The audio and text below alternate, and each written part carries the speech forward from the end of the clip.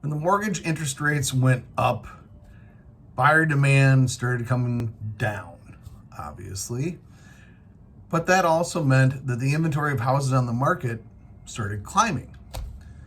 So, if you're a seller out there, that means you have more competition that you have to deal with. And while buyers are figuring things out, they're starting to look at adjustable rate mortgages, they're starting to buy down their interest rates, and the demand is still there. You're still up against it more than you have been. So you need to make sure, and I've said this before, you need to make sure you have your price right in comparison to your competition. But beyond that, you need to also make sure that your house is looking better than everyone else's.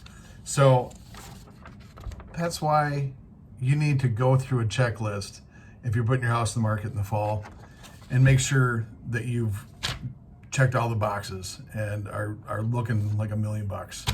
I will post this online for you to download if you'd like, but make sure you're outshining your competition. Take care.